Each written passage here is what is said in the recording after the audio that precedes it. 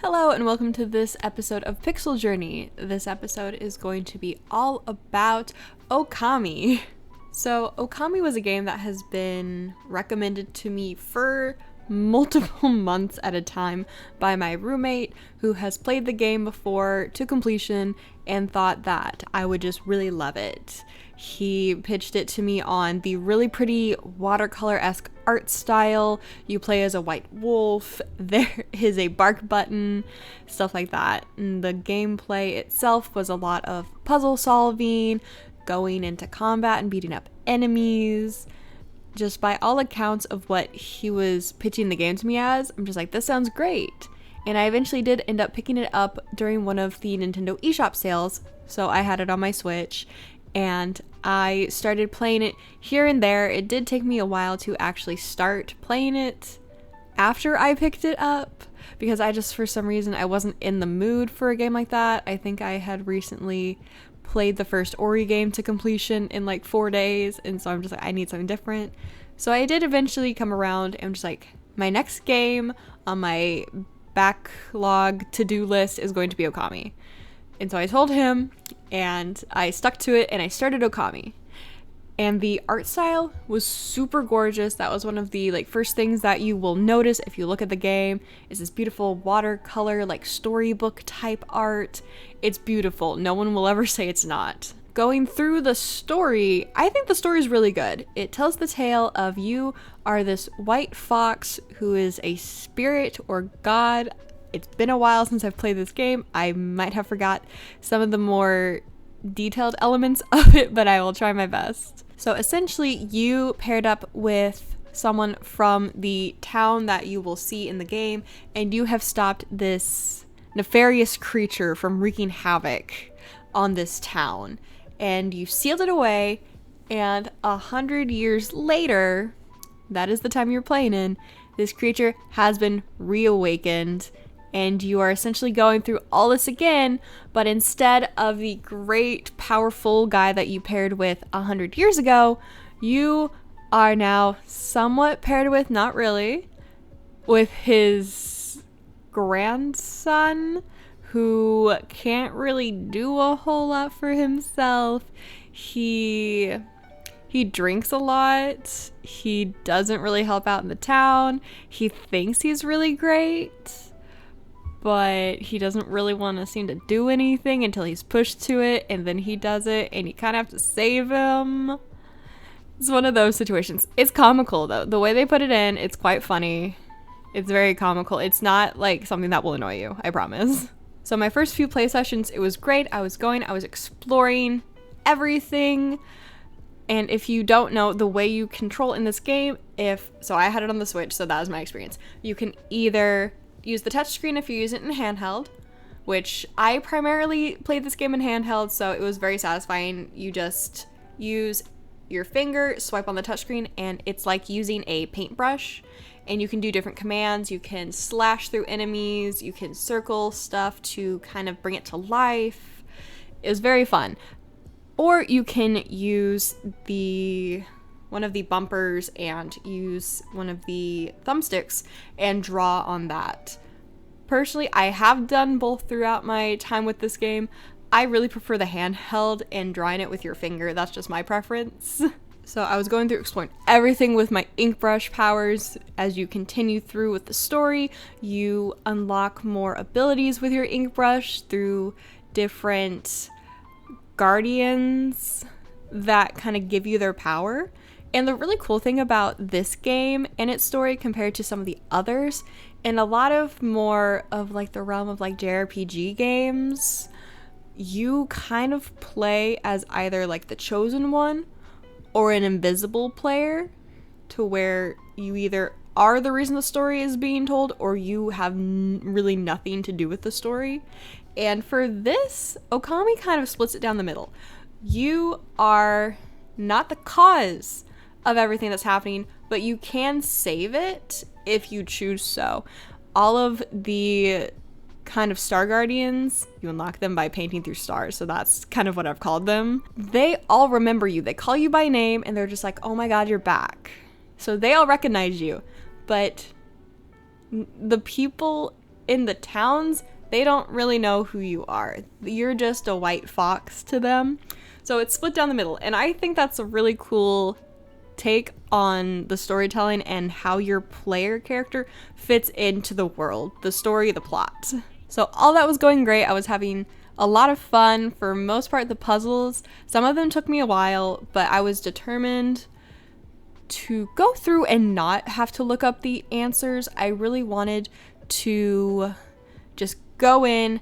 I'm smart enough to figure this out. It's fine.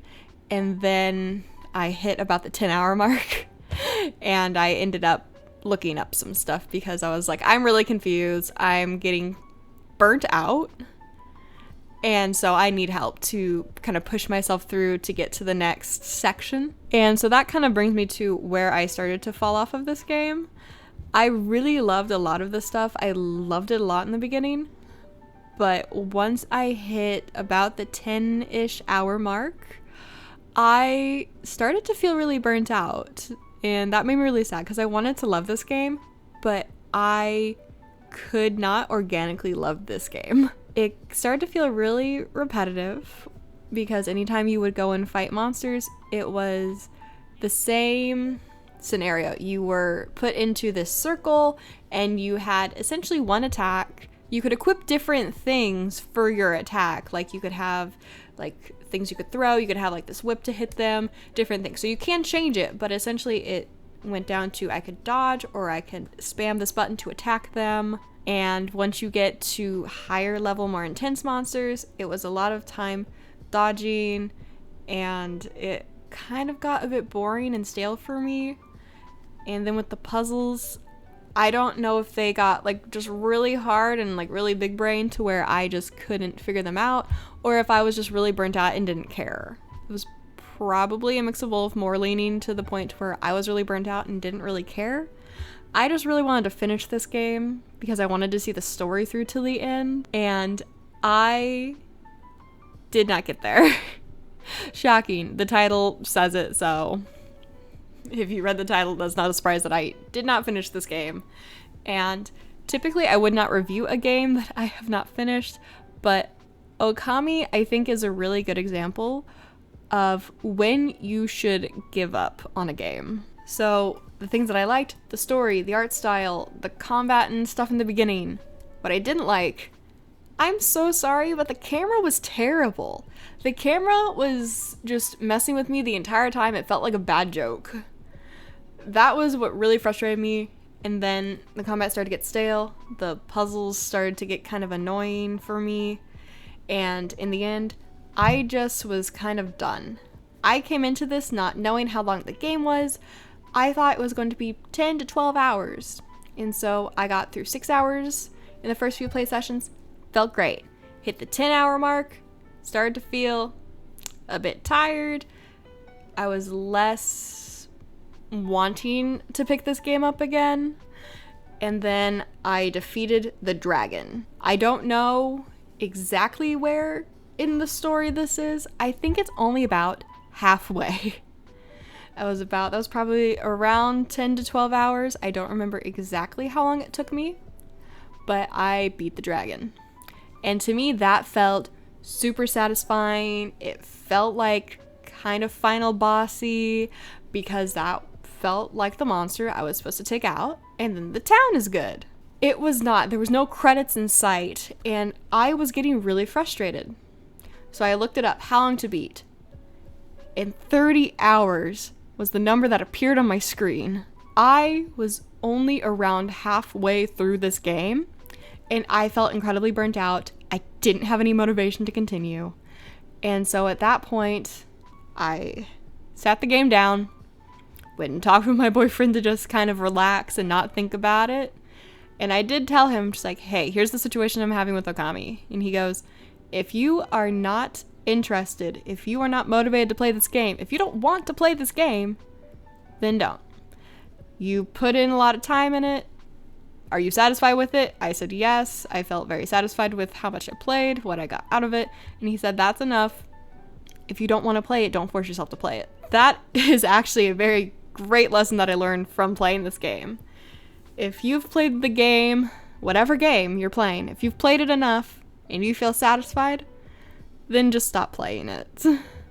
I got probably 11, 12 hours through Okami, and that is all I will ever get out of Okami. Because I know if I force myself to play it to credits, I will not be happy. I will just be frustrated, and it will ruin all of the good, fun memories that I had of enjoying the game in the beginning, and they will all be replaced with just this miserable feeling of trudging along just to see credits roll on this arbitrary goal that I have of finishing this game and checking it off my backlog. So that is essentially the main point of today's episode of Pixel Journey. Even if you really like a game, you go in and you're playing it and then you just hit this wall. If it feels like this is going to put you in a gaming slump and you feel satisfied with the amount that you've played and what you've gotten out of the video game you're playing, it is okay to put it down. You can put it down for a week, a month, some years. You can never want to pick that game up ever again. But do not force yourself to play a game any more than you truly want to, because there's so many video games out there. You probably have a lot more in your backlog that you would rather play than that game that you were trying to force yourself to finish. So put that game down and go pick up the one that you actually want and have fun with it. No one should have to play 15 hours of a game that they are mentally done with. So be okay with just dropping games. That is today's moral. That is what we've learned today.